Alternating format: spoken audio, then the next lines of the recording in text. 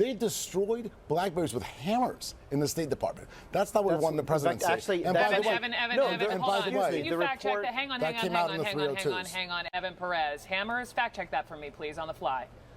Yes, they did, Brooke. Thanks, as you mentioned, there were 13 devices, mobile devices, and 5 iPads that the FBI said that, in some way were used with her private email server, and they did, in some cases, just destroy them with hammers when they were done using them.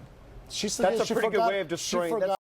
I haven't had you ask me one question about the current president having classified documents. I haven't had you ask me one question about the current president as a senator, why he even would have a classified document. Does that raise any questions to you? Well, he gave them back. Okay, when was he senator? So when they did a search, when was he senator? The difference is, and Speaker, there's a difference here. Well, there is a difference, because why did they only brought up their attorneys looking at it after they started going after President Trump and raided it? Why did they never look at this former vice president or senator? Why would he even have a document? Okay, regardless of every happened when he gave it back, I've always said equal justice. So my question back to you, is it equal or fair? Have you ever asked the question to the current president as a senator, why would you ever even have that document outside of the SCIF? Has anyone answered that question?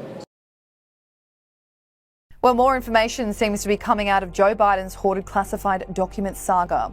Fox News Digital is reporting that 9 boxes of documents were taken from the president's attorney's Boston office.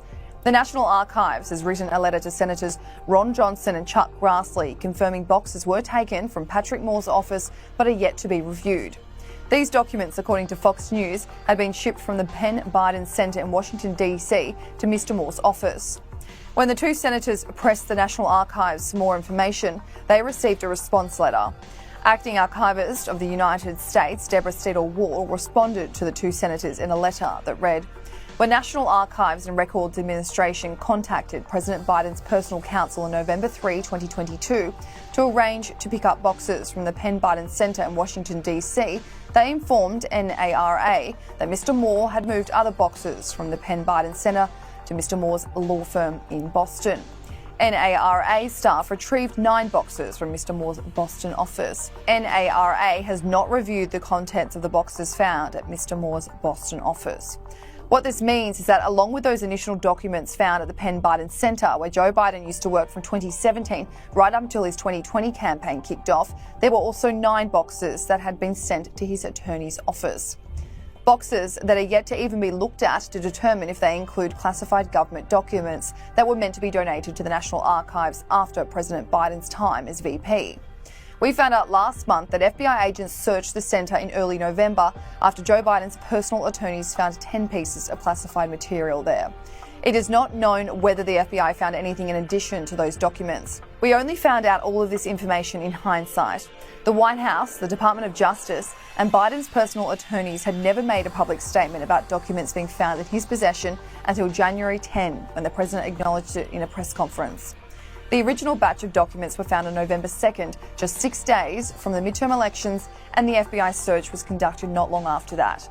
After it was revealed the documents had been found in January, the White House claimed the search was complete.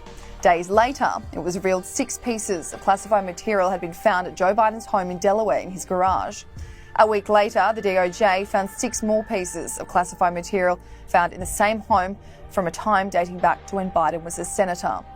Donald Trump faced a similar situation last August when FBI agents raided his Mar-a-Lago home in Florida. Agents seized 100 classified documents at the home from Trump's time as president. But when this happened to Trump, Joe Biden said it was irresponsible for the former president to have kept the documents. But now we have both the sitting president and the former president both facing investigations run by special counsels.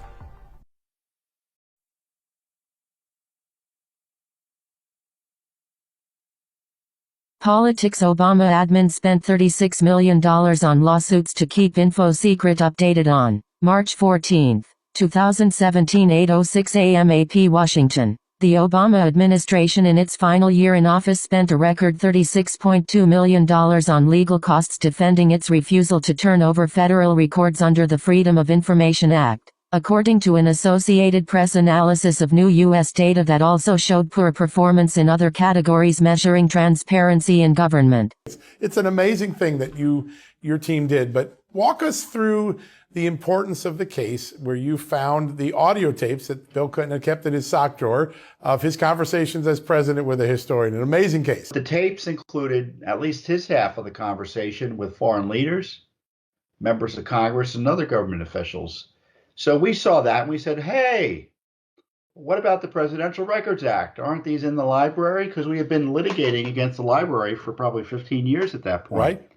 And so we sued the archives, and they came back to us and they told us, go pound sand. And we're in court before one of the most of the left-wing judges on the bench, Beryl Howell. She's an expert, though, in FOIA matters and open records matters. The government, the lawyer for the archives, said, you know what? If the documents are in the former president's hands, they're presumptively personal. We just, we presume they're personal. And sure enough, the court found later in an opinion that the archives couldn't get behind the decision by a president to term documents either personal or presidential. So, that's the position. That's not only the legal position of the Justice Department, but it's the law. Yeah. And obviously, it's bolstered by the Constitution, which gives ultimate classification authority by virtue of his role as commander-in-chief to the president. So essentially, anything he took with him out of the White House, the Justice Department previously had told us in response to a question about Bill Clinton, tough luck, it's his. But they changed their mind for Donald Trump. And I want to know, did they tell the court that? That's a great question. Did they tell the court our policy and the law and a court decision suggests that Trump is right? And frankly, based on this analysis, Trump should get every single document they took from him back. Yeah, because they're all personal records. Thanks to you, I've been able to read through the transcripts and the final court ruling by the judge. And, it's pretty clear the court and the Justice Department are of the same mind, which is the president's authority to decide what's a personal government record is absolute, just like the president's ability to classify a document is absolute. So that's going to be the history on which, when this gets into the courts, it's going to turn on. The history is clearly, and legal precedent clearly in favor of the president.